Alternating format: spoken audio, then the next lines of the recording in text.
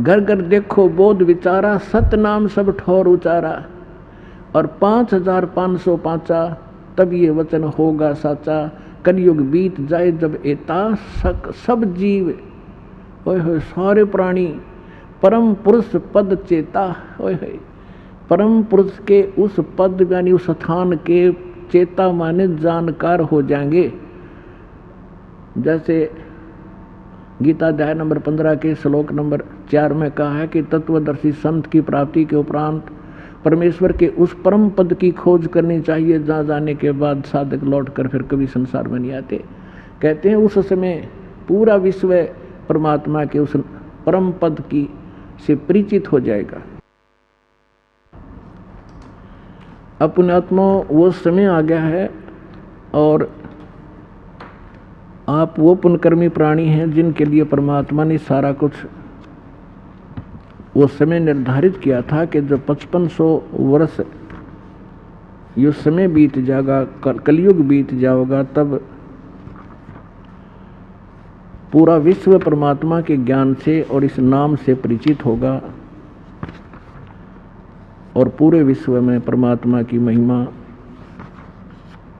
और पूरा संसार परमात्मा से परिचित होगा और सबका मोक्ष हो जाएगा। तो वो समय अब आ गया है और इसकी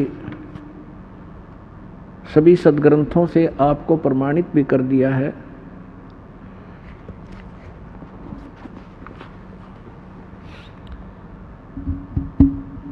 अपने आत्मा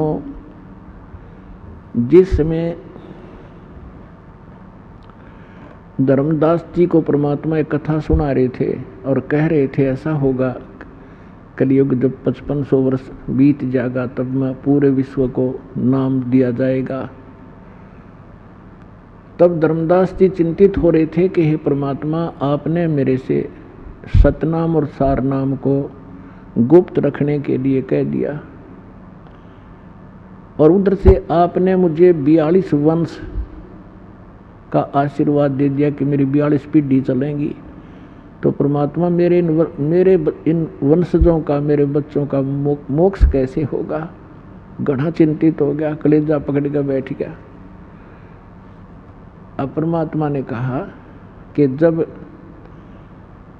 कलयुग 5500 वर्ष बीत जाएगा धर्मदास, उस समय तक इस काल के 12 पंथ चल चुके होंगे और 12वां पंथ गरीबदास पंथ होगा और उस 12वें पंथ में मैं स्वयं आऊंगा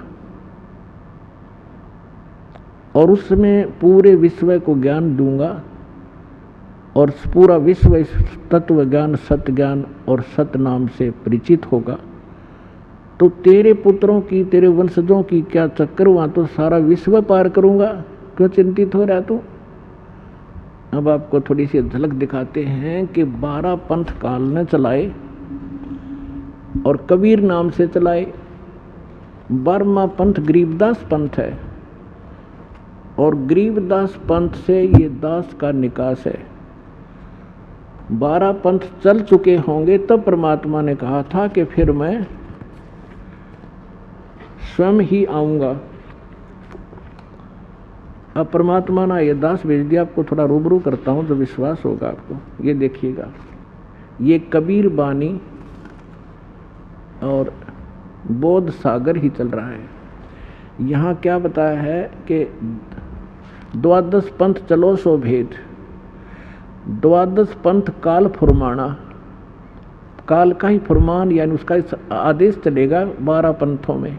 और भूले जीव न जाओ ठिकाना, ताते आगम कह हम राख्या, वंश हमारा चूड़ामणि शाखा। अब यहाँ इन्होंने गड़बड़ कर दी थोड़ी सी, चूड़ामणि को अलग कर दिया, जबकि प्रथम चूड़ामणि से शुरू हुआ था। क्योंकि इन्होंने यहाँ देखो, ताते आगम कह, यहाँ फिर प्रथम जग में जागू भरमावा। इन्होंने वो नकली कबीर पंथ के जो पंथ है उनमें से सबसे पहले जागू, और जबकि होना चाहिए चूड़ामणि, दूसरा सूरत गोपाल, तीसरा मूल निरंजन, चौथा टकसार पंथ, फिर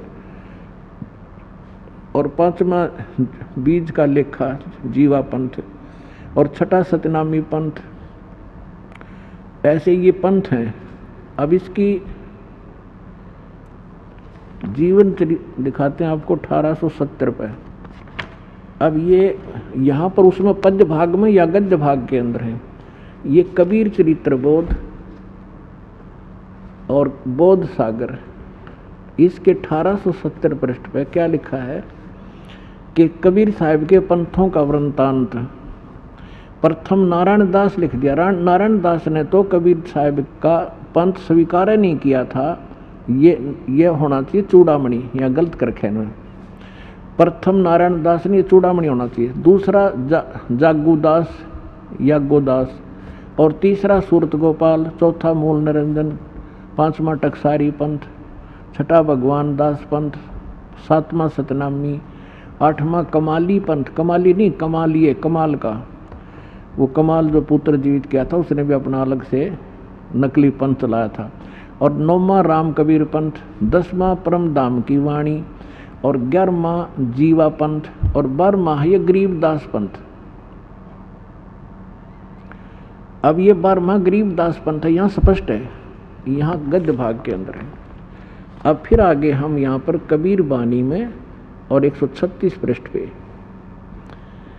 अब यहाँ से है कि 12 पंथ काल फुरमाना, जीव भूले जीव न जाव ठिकाना, ताते आगम कह हम राखा, वन समारा चूड़ामणि शाखा। प्रथम जग में जागो बरमावे, फिर दूसरा सूरत गोपाल, तीसरा मूल निरंजन, वही है नो के टकसारी पंथ, और ये सतनामी पंथ, भगवान दास पंथ।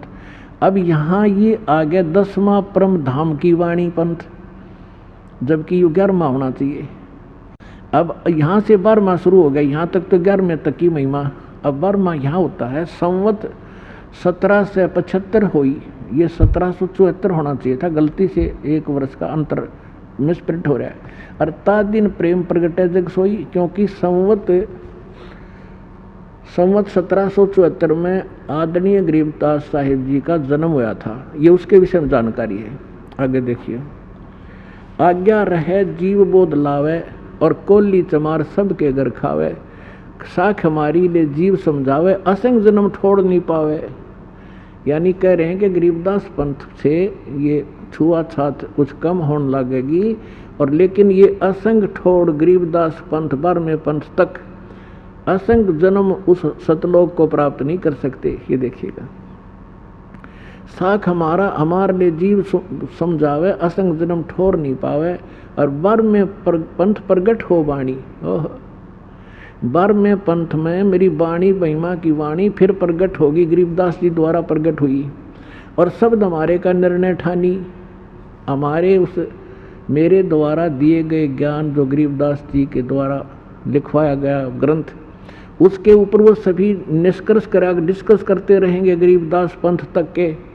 उसके विषय में क्या कहा है, 12वें पंथ प्रगट हुआ वाणी, शब्द हमारे का निर्णय ठानी, अस्थिर घर का मर्म ना पावे, 12 पंथ हम ही को ध्यावे। कबीर कबीर करेंगे लेकिन सच्चा ज्ञान नहीं समझ पाओगे, और उस वाणी को वो समझ नहीं सकते। 12वें पंथ प्रगट हो वाणी, शब्द हमारे का निर्णय ठानी, अस्थिर घर का मर्म न पावे, 12 पंथ हम ही को ध्यावे। फिर कहते हैं 12वें पंथ, उस 12वां पंथ चल चुका होगा, उसके बाद 12वें पंथ में हम ही चल आवे, और सब पंथ मिटा एक ही पंथ चलावे। अब देखो, पुण्यात्मा परमात्मा ने आए थे, दास भेज रखे उसी पंथ में। अब विश्वास कर लेना और कल्याण हो जाएगा आपका।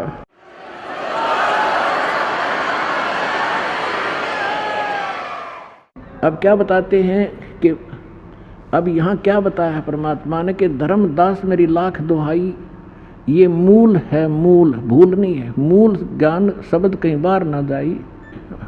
पवित्र ज्ञान तुम जग में भाखो, और मूल ज्ञान गोई तुम राखो।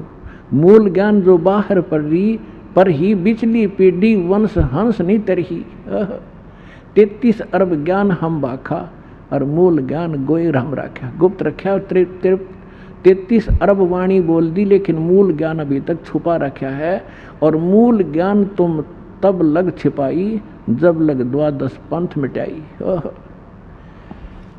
अब क्या कहा कि धर्मदास मेरी लाख दुहाई, और इस मूल ज्ञान, ये मूल ज्ञान बाहर ना जाई। मैं तुझे जो बता रहा हूँ मूल मंत्र, मूल ज्ञान, ये बाहर ना जाई। मूल ज्ञान बाहर जो पढ़ी बिचली पीढ़ी हंस नी तरही। यदि ये ज्ञान इन नकली पंथियां का हाथ लग गया ना सारा, तो बीच की पीढ़ी पार नहीं होगी। तो यह बीचली पीढ़ी कैसे है, अब ये प्रमाण करते हैं, देखिएगा। अब हम यहाँ पढ़ रहे थे ऊपर कि बार में पंथ प्रगट हो बाणी, शब्द हमारे का निर्णय ठानी, अस्थिर घर का मर्म न पावे। है अस्थिर, स्थिर माने वो अविनाशी परमात्मा उस सतलोक का मर्म नहीं पावे। ये 12 पंथ हम ही को ध्यावे, बार में पंथ हम ही चल कर आवे और सब पंथों को मिटा के एक पंथ चलाओ। फिर बताया है प्रथम चरण कलयुग निर्याना। कलयुग का प्रथम चरण कौन सा होगा, तब मगर मांडो मैदाना। अब परमात्मा ने कहा था कि कलयुग का प्रथम चरण वो होगा जब मैं मगहर से शरीर जाऊंगा, एक लीला करूंगा। तो परमात्मा सन 1518 में मगर से शरीर गए थे। वो प्रथम चरण था जो परमात्मा आए थे, ये सारा ज्ञान दे गए थे, जो भगवान लीला किया करता वो करके चले गए। और ये है वो बिचली पीढ़ी। अब 5500 वर्ष बीत गया, यह बिचली पीढ़ी है, इसलिए ज्ञान छुपा रखा था और ये मूल मंत्र भी छुपा रखा था। जिस भी महापुरुष को परमात्मा ने ये ज्ञान और मंत्र दिए, उनसे प्रतिज्ञा करा ली थी कि आगे अभी बताना नहीं तो एक काल के नकली पंथों को भी यही ज्ञान होता और यही मंत्र दे रहे होते। ये अधिकारी नहीं है, जिस कारण से ये मंत्र अगर इनके पास भी होते तो भी काल के जाल में हम फंसे रह जाते। अधिकारी के बिना कोई भी मंत्र काम नहीं करता। तो विश्व में आज ये दास ही वो अधिकारी है और यही सर्व आपका मोक्ष कराने के लिए परमात्मा ने भेजा। अब एक और प्रमाण दिखाता हूँ, ये देखिएगा। ये यही कबीर वाणी चल रही है बोध सागर, इसके 134 पृष्ठ पे यहाँ क्या बताया है इन बार वंश प्रकार। ये प्रथम वंश उत्तम, ये चूड़ामणि जी। दूसरा पंथंकारी, तीसरा प्रचंड, चौथा वंश बिरहे, 5 विरोध बिरहे और 5वां निंद्रा, 6ठे वंश उदास, 7वां वंश ज्ञान चतुराई, 6वां 8वें 12 पंथ विरोध, 9वां वंश पंथ पूजा और 10वां वंश प्रकाश, 11वें वंश प्रगट पसारा और 12वें वंश प्रगट हो जियारा। 12वां गरीबदास जी आए थे और गरीबदास जी द्वारा कहते प्रगट हो उजियारा, यानी गरीबदास जी की वाणी में कबीर साहब की महिमा कलम तोड़ है कि उसका कबीर साहब के बारे में विशेष जानकारी है, लेकिन गरीबदास के पंथ वाले उस महत्व को समझ नहीं सके, गूढ़ रहस्य को। तो वो गरीबदास जी को और कबीर साहब जी को विष्णु का अवतार मानते।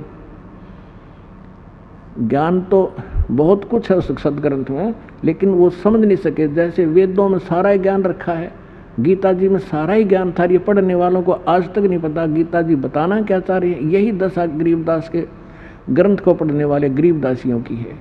अब यहाँ क्या बता रहे हैं कि 12वें वंश प्रगट हो उजियारा, यानी मेरी महिमा का कुछ उजियारा सा होगा, क्लियर नहीं होगा। और 13वें वंश मिटे सकल अंधियारा। ये 13वां वंश दास है पुण्यात्माओं, अब सारा अंधेरा हटा दिया है अज्ञान का।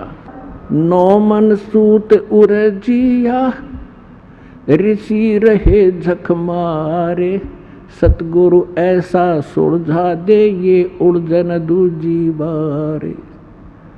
9 मन सूत उलझिया, इस काल ने 9 मन सूत उलझा रखा था, क्योंकि परमात्मा जुलाहे की लीला करते थे और एक शेर सूत, 1 किलोग्राम सूत, वो कच्चा धागा उलझ जा तो जुलाहे की जान न बन जाया करती। जब उसने सुलझाना पड़ता तार तार, और जब गांठ टूट गया तो गांठ पड़े तो कोई उसकी बुनाई भी ना दे, तो बड़ी मुश्किल से सुलझाया करते थे।